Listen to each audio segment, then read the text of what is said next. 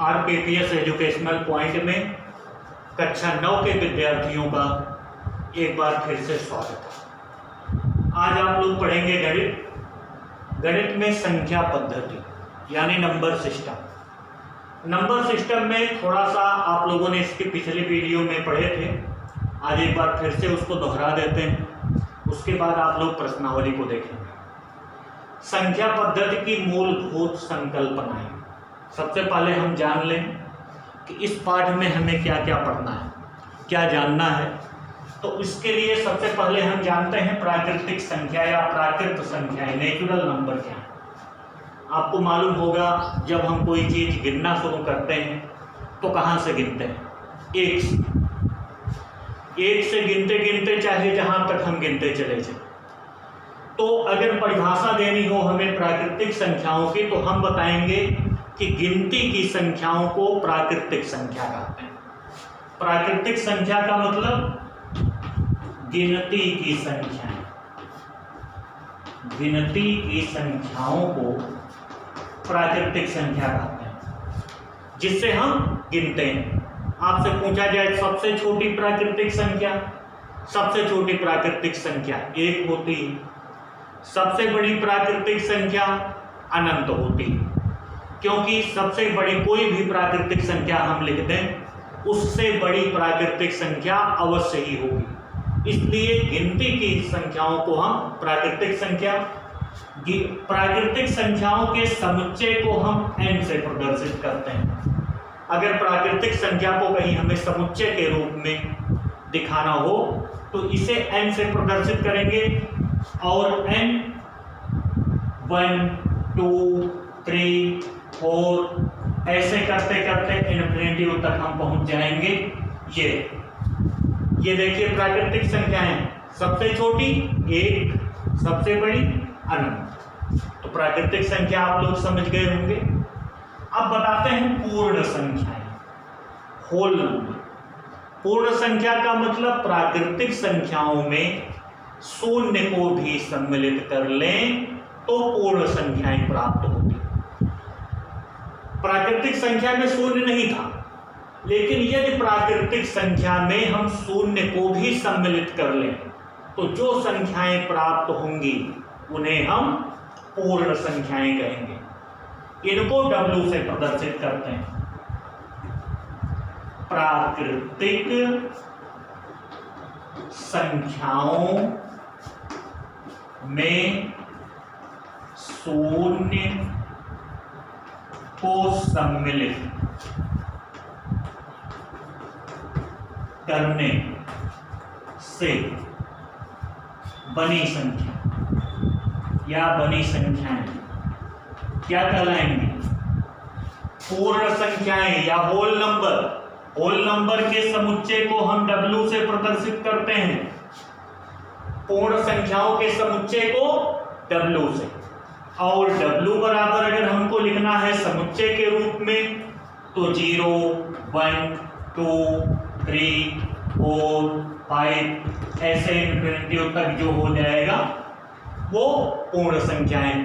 तो पूर्ण संख्या और प्राकृतिक संख्या में अंतर क्या है? प्राकृतिक संख्या 1 से शुरू होती है, पूर्ण संख्या 0 से शुरू होती है।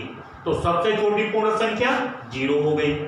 सबसे बड़ी पूर्ण संख्या आपसे कोई पूछे तो आप बताएंगे कोई नहीं, क्योंकि अनंत होती है।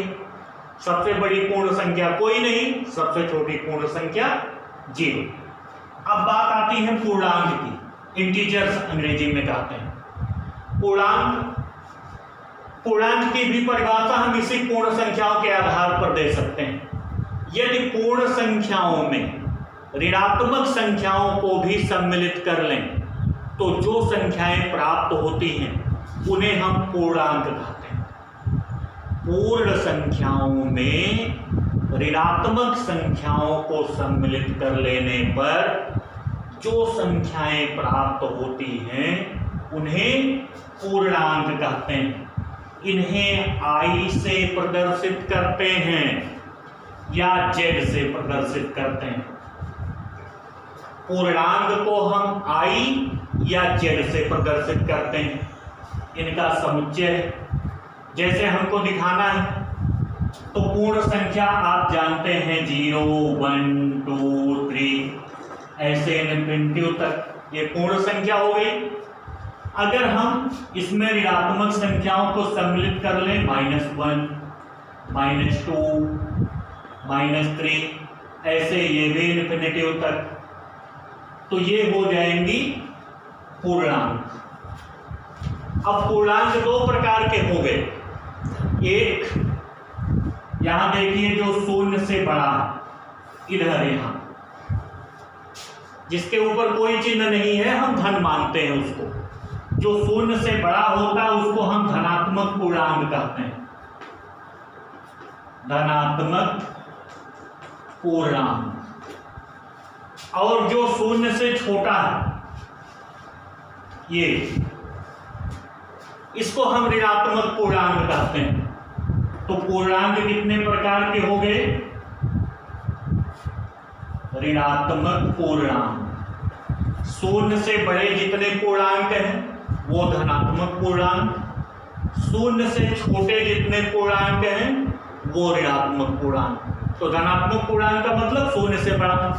अब यहां देखिए शून्य ना धनात्मक है ना ऋणात्मक है, यानी शून्य को हम ना तो धनात्मक पूर्णांक मानेंगे ना ही ऋणात्मक पूर्णांक मानेंगे। तो सबसे छोटा धनात्मक पूर्णांक 1, सबसे बड़ा धनात्मक पूर्णांक कोई नहीं। सबसे छोटा धनात्मक पूर्णांक 1 हो जाएगा, सबसे बड़ा धनात्मक पूर्णांक कोई नहीं। अब ऋणात्मक पूर्णांक में देख लेते हैं।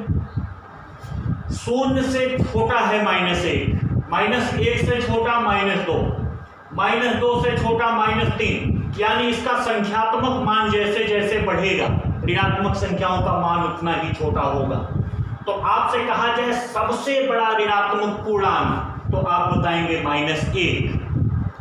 सबसे बड़ा ऋणात्मक पूर्णांक -1, ये सबसे छोटा नहीं, सबसे बड़ा ऋणात्मक पूर्णांक -1, सबसे छोटा ऋणात्मक पूर्णांक कोई नहीं होगा। सबसे बड़ा वाला -1, सबसे छोटा कोई नहीं। तो आप जान गए पूर्णांक। अब इसके बाद परिमेय संख्याएं। परिमेय संख्याओं का मतलब इनको हम Q से प्रदर्शित करते हैं, या इसे P/Q। ऐसी संख्याएं जिन्हें P/Q के रूप में व्यक्त किया जा सकता हो परिमेय संख्याएं कहलाती हैं। ऐसी संख्याएं जिन्हें P/Q के रूप में व्यक्त किया जा सकता हो परिमेय संख्याएं कहलाती हैं, लेकिन शर्त ये है कि Q is not equal to 0, Q शून्य ना हो। P अंश है, Q हर है, P भी पूर्णांक, Q भी पूर्णांक। यानी ऐसी संख्याएं जिन्हें P/Q के रूप में व्यक्त किया जा सके परिमेय संख्याएं कहलाती हैं। ऊपर जितनी भी संख्याएं लिखी गई हैं, चाहे प्राकृतिक संख्या हो, चाहे पूर्णांक हो, चाहे पूर्ण संख्या हो, सारी संख्याएं परिमेय संख्या होती हैं, रेशनल नंबर होती हैं। क्यों होती? अगर आपसे कहा जाए 0 एक परिमेय संख्या है कि नहीं, तो आप बताएंगे 0 एक परिमेय संख्या है। क्यों है? क्योंकि इसको हम लिख सकते हैं 0/1। ये देखिए P/0 एक पूर्णांक है, Q/1 ये भी पूर्णांक है। जब P भी पूर्णांक, Q भी पूर्णांक और Q 0 ना, तो वो परिमेय संख्या होगी। तो 0 एक परिमेय संख्या है। आपसे कहा जाए -3 परिमेय संख्या है कि नहीं, तो -3 भी परिमेय संख्या है। क्यों है? क्योंकि -3/1 लिख सकते हैं इसको। तो जितनी भी ये संख्याएं हैं वो परिमेय संख्याएं। इसके अलावा और तमाम अगर हम लिखना चाहें तो चाहे जिसको लिख सकते हैं, जैसे 3/5। ये देखिए P, ये Q, दोनों पूर्णांक परिमेय संख्या। -3/4 ये P, -3 एक पूर्णांक, 4 ये भी पूर्णांक, तो ये परिमेय संख्या है। तो परिमेय संख्या आप समझ गए होंगे, ऐसी संख्याएं जिन्हें P/Q के रूप में व्यक्त किया जा सके, लेकिन Q शून्य ना हो। अगर Q शून्य हो जाएगा तो वो परिमेय संख्या नहीं हो सकती। अब चलते हैं अपरिमेय संख्या। अपरिमेय संख्या का मतलब जिसे P बटा Q के रूप में ना व्यक्त किया जा सके। ऐसी संख्याएं जिन्हें P बटा Q के रूप में नहीं व्यक्त किया जा सकता उनको अपरिमेय संख्याएं कहते हैं। अपरिमेय संख्या का मतलब ऐसी संख्याएं जिन्हें P बटा Q के रूप में व्यक्त नहीं किया जा सकता, अर्थात P और Q दोनों पूर्णांक ना हो, वो अपरिमेय संख्याएं कहलाती हैं। ऐसी संख्याएं जिन्हें P बटा Q के रूप में व्यक्त नहीं किया जा सकता उन्हें अपरिमेय संख्या कहते हैं। ऐसी संख्याएं जैसे उदाहरण अगर आपको देना है तो हम लिख दें √2। जिन संख्याओं का वर्गमूल पूरा पूरा नहीं निकाला जा सकता वो अपरिमेय संख्या होती है। √2 ये अपरिमेय संख्या है, इसे हम P बटा Q के रूप में कभी भी नहीं लिख पाएंगे, और जिसे P बटा Q के रूप में व्यक्त नहीं किया जा सकता वो अपरिमेय होती है। √3 अपरिमेय क्योंकि इसका वर्गमूल हम सही नहीं ज्ञात कर पाते, ये अपरिमेय संख्या है। पाई, ये पाई है, ये भी अपरिमेय संख्या है क्योंकि इसका भी सही मान ज्ञात नहीं किया जा सकता। तो ये सब अपरिमेय संख्याएं हैं। या फिर ऐसी संख्याएं कहीं आपको मिल जाए 0.1 0.1 0.01 फिर और 0.01 और तमाम 0.01 ऐसे बढ़ाइए। ये देखिए यहाँ पर किसी भी नियम का पालन नहीं हो रहा है। तो ऐसी संख्याएं भी अपरिमेय संख्याएं होती हैं। तो अपरिमेय संख्या का मतलब जिसका वर्गमूल सही ना निकले या जिसे P बटा Q के रूप में ना व्यक्त किया जा सके। ऐसी संख्याएं अगर कहीं आपको मिल जाती हैं जिसमें नियमित अंतराल बाद अंकों की पुनरावृत्ति ना होती हो, अगर अंकों की पुनरावृत्ति नहीं होगी तो वो संख्या अपरिमेय होगी, इसे हम P बटा Q के रूप में नहीं व्यक्त कर पाएंगे, तो ये अपरिमेय हो गई। अब बात करते हैं वास्तविक संख्या, रियल नंबर। इनको हम R से प्रदर्शित करते हैं। वास्तविक संख्या का मतलब परिमेय संख्या और अपरिमेय संख्या दोनों को मिला दीजिए। परिमेय और अपरिमेय, परिमेय और अपरिमेय संख्याओं का समुच्चय, यानी परिमेय संख्याओं और अपरिमेय संख्याओं दोनों को मिला देने पर वास्तविक संख्याएं प्राप्त होती हैं। वास्तविक संख्या का मतलब रियल नंबर। रियल नंबर का मतलब ऐसी संख्याएं जिन या परिमेय और अपरिमेय संख्याओं का समुच्चय, यानी परिमेय और अपरिमेय संख्याओं को मिला देने पर वास्तविक संख्याएं प्राप्त होती हैं। यहाँ जितने भी उदाहरण आपको दिखाई दे रहे हैं सब वास्तविक संख्याएं हैं। अब इसके बाद आप लोग कुछ और चीजें पढ़ेंगे। तुल्य परिमेय संख्याएं, अभी आपने पढ़ा जिन्हें P बटा Q के रूप में व्यक्त किया जा सके वो परिमेय संख्याएं कहलाती हैं। तुल्य परिमेय संख्या, तुल्य परिमेय संख्या का मतलब होता है समान, उसी के समान। यानी यदि किसी परिमेय संख्या के अंश और हर दोनों में समान संख्या से गुणा या भाग देने पर कोई परिमेय संख्या प्राप्त होती है तो वो तुल्य परिमेय संख्या कहलाती है। किसी परिमेय संख्या के अंश और हर में समान संख्या से भाग या गुणा करने पर प्राप्त संख्या। ये देखिए है, किसी परिमेय संख्या के अंश और हर में समान संख्या से गुणा या भाग करने पर तुल्य परिमेय संख्या प्राप्त होती है। जैसे आपसे कहा जाए 3/4 की 3 तुल्य परिमेय संख्या,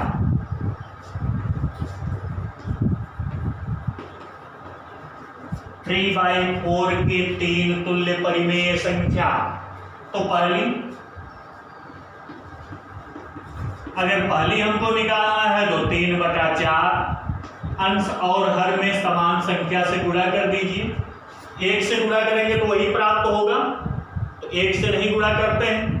भाग यहाँ दिया नहीं जा सकता क्योंकि समान संख्या से ये 1, 3 और 4 सह अभाज्य संख्याएं हैं, यानी ये केवल 1 से कट सकती है, उसके अलावा किसी संख्या से नहीं कटेंगे। तो भाग हम नहीं दे सकते, लेकिन समान संख्या से अंश और हर में गुणा कर सकते हैं। यहाँ देखिए हमने 2 से गुणा किया है, 3 दूनी 6, 4 दूनी 8। ये देखिए पहली होगी, हमने अंश और हर में 2 से गुणा कर दिया। दूसरी ज्ञात करना है, 3 से गुणा कर दीजिए। 3/4 अंश और हर में हम 3 से गुणा करते हैं। ये जरूरी नहीं कि आप 3 से गुणा करें, आप 10 से, 1000 से, 5000 से गुणा करते हैं, लेकिन समान संख्या से अंश और हर में गुणा होना चाहिए। 3 से गुणा करते हैं, 3 3 9, 4 3 12। ये देखिए दूसरी हो गई। तीसरी अगर हमको निकालना है,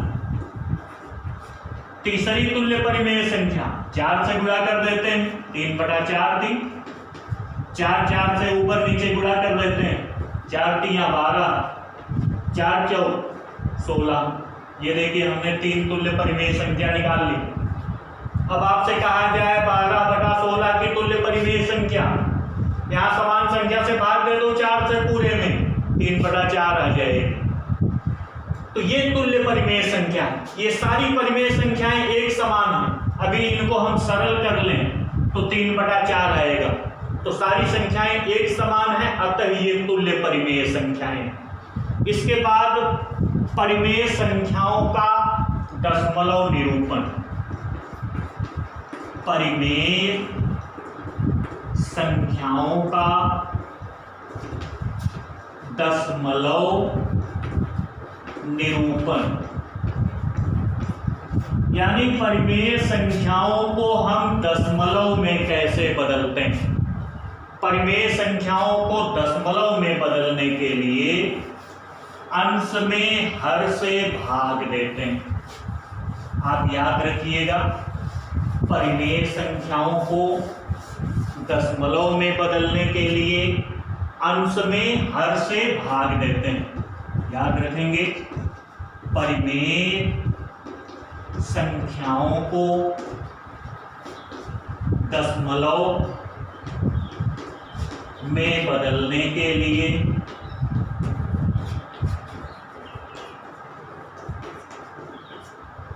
अंश में, अंश माने ऊपर वाली संख्या, हर से भाग देते हैं। अब आप जान गए होंगे परिमेय संख्याओं को दशमलव में कैसे बदलते हैं। तो परिमेय संख्या को दशमलव में बदलने के लिए अंश में हर से भाग देते हैं। जैसे आपसे कोई कहे 1/5, ये परिमेय संख्या है, को दशमलव में बदली।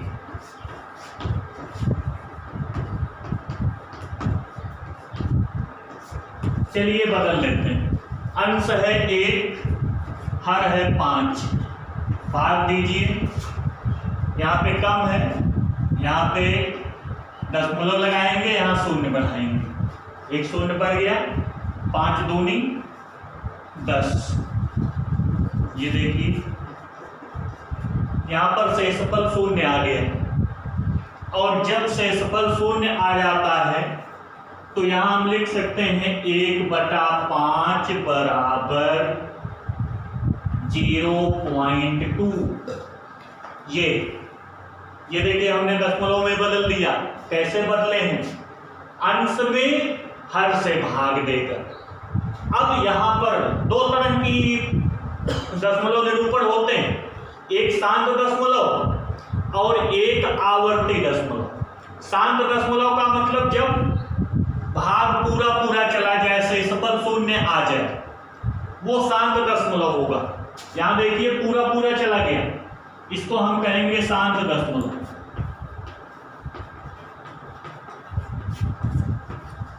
और शांत दशमलव के लिए आपको ध्यान देना होगा, जब हर का गुणनखंड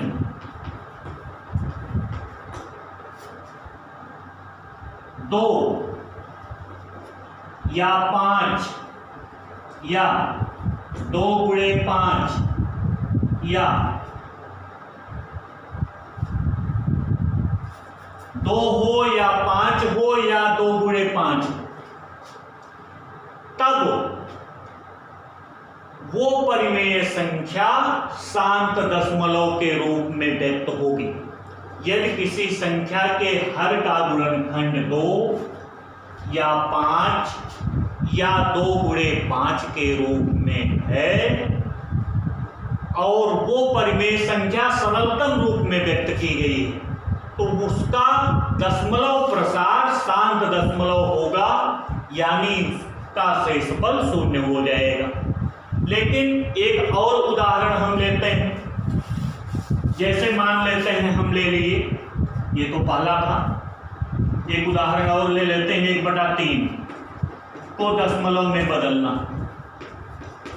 इस प्रकार की संख्याओं को जब हम दशमलव में बदलते हैं तो शेषफल कभी शून्य नहीं आता।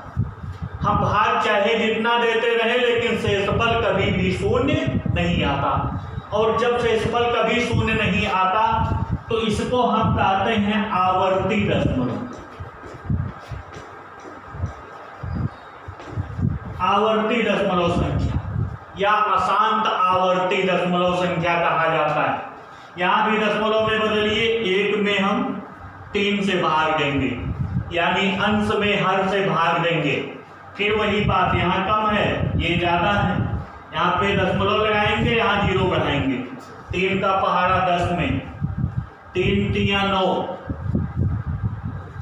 घटाइए 10 में से 9 जाए 1, फिर यहाँ 0 बढ़ाएंगे, फिर 3 का पहाड़ा, फिर 9 आ गया, फिर यहाँ 1 आया, फिर 0 बढ़ाएंगे। ऐसे ये 3 3 3 3 3 3 पता नहीं कितनी बार तक आता जाएगा।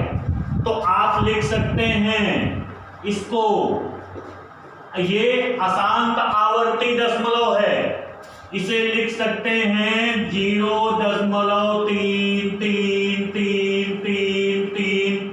आप जिंदगी भर भाग देते रहिए, ऐसे 3 3 आता रहेगा, ऐसे 3 3 3 ऐसे आता रहेगा। ये आ गया। और इसे हम लिखते हैं, जिस अंक की बार बार पुनरावृत्ति होती है उसे लिख देते हैं 0.3, ऊपर एक बिंदी लगा दीजिए। इसको कहते हैं 3 बार। बार का मतलब 3 बार बार आ रहा है। या फिर इसको लिख देंगे 0.3, इसके ऊपर एक पाई खींच देते हैं। इसका मतलब 3 की बार बार पुनरावृत्ति हो रही है, हम ऐसे नहीं लिखेंगे। ये अशांत आवर्ती दशमलव हो गई। तो अशांत कब होगी? जब हर का गुणनखंड 2 या 5 या 2x5 के रूप में नहीं रहेगा। ये अशांत आवर्ती हुई। 2 परिमेय संख्याओं के बीच की परिमेय संख्याएं। 2 परिमेय संख्याओं के बीच में अनंत परिमेय संख्याएं होती हैं। तो आप कोई भी लिख सकते हो, लेकिन सबसे पहली चीज मान लीजिए, माना पहले तो ये जान लीजिए कि 2 परिमेय संख्याओं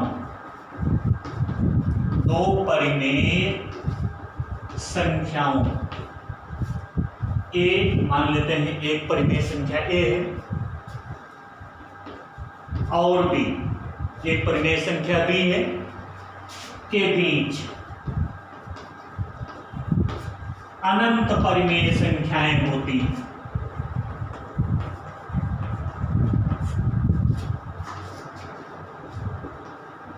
ये आपको याद रखना होगा, दो परिमेय संख्याओं के बीच अनंत परिमेय संख्याएं होती हैं।